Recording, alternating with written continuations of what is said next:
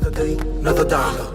Make a Filipino wanna holler. Life in fast forward. Somebody gonna die.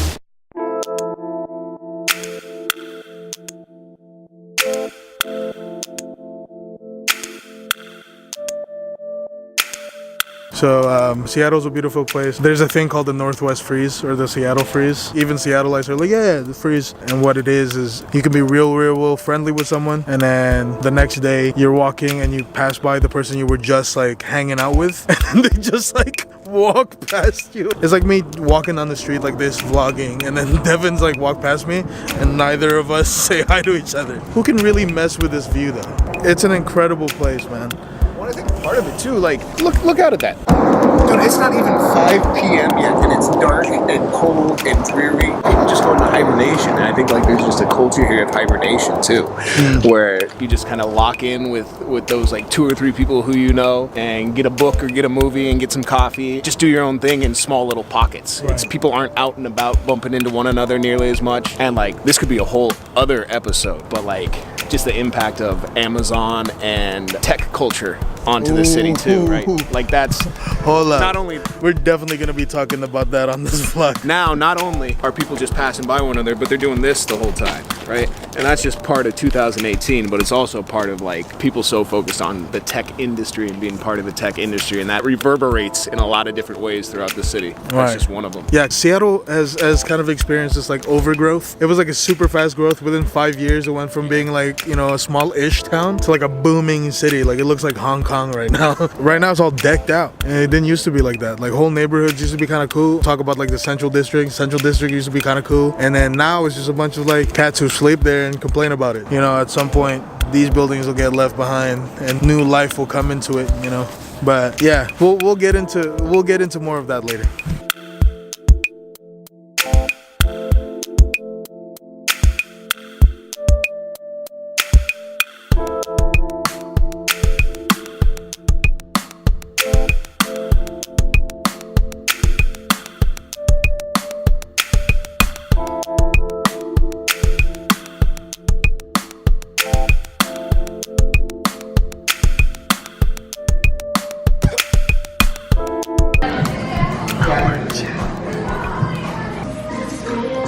Place is fun. Thank you so much. Bye.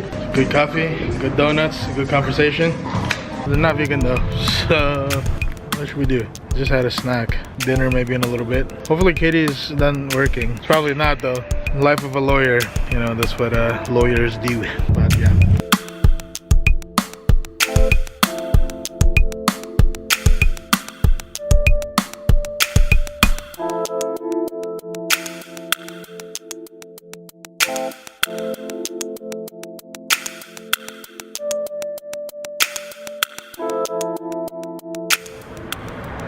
So now my favorite lawyer in the universe has finally joined us in the vlog after all day not seeing her. We're gonna go eat some food, and then yeah, so we're going there now.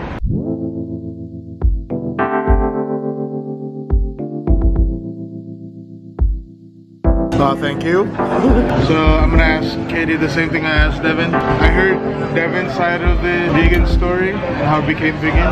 Like, what is the thing that like convinced you the most to like do it? I've been vegetarian for like 25 years now. Well, it's tough to say what made me go vegetarian, but when I was growing up, my dad like owned a leather company and hunted and stuff, and I think thinking about that grossed me out, so I stopped eating meat.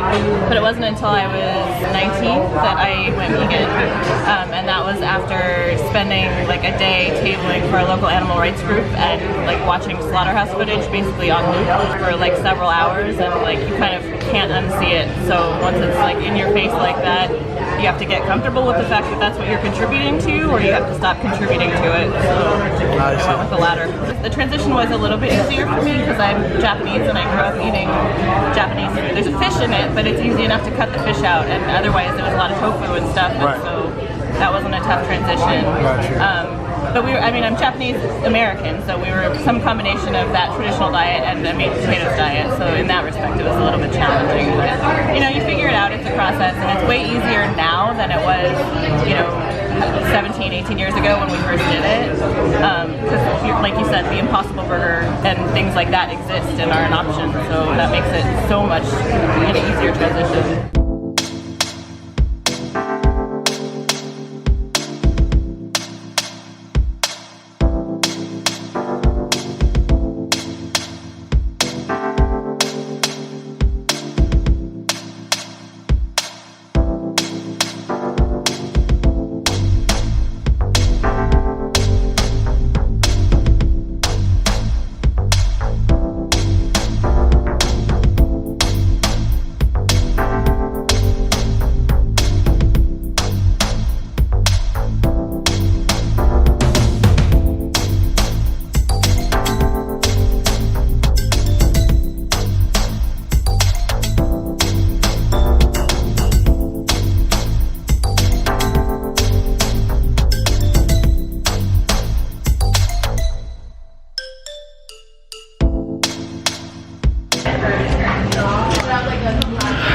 Big success.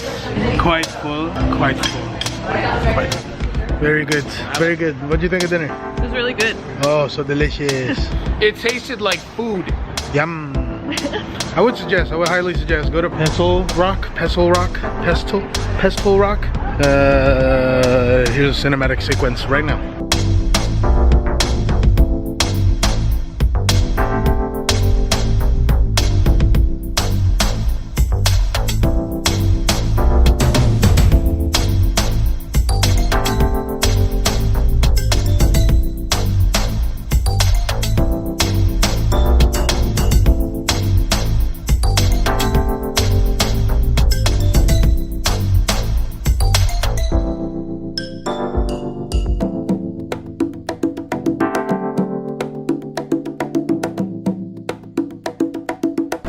Alright, yeah, so we're gonna go see Bohemian Rhapsody. We're gonna go see that real quick. Bohemian Rhapsody, I'm super excited about it. I don't know where Caiti's at. Maybe she's at the theater already. But yeah, heard a lot of good things about it.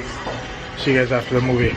Yeah. That was excellent. Rami? I'm not sure. Rami Malek? The scene at Live Aid, it was exactly like it, right? Yeah, it's pretty much exact replica. Yeah. It's a really good movie. If you haven't watched Bohemian Rhapsody yet, totally do it. You'll thank yourself. And then after you thank yourself, you also thank me, because LAKAN was the one who put you onto it. You know what I mean? It wasn't the internet, it wasn't the other reviews, it wasn't bigger names, it wasn't Freddie Mercury himself, it was me.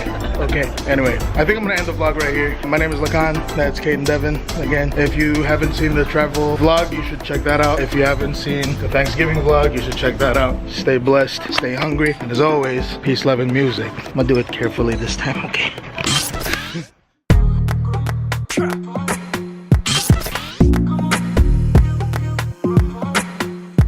Afro-Filipino.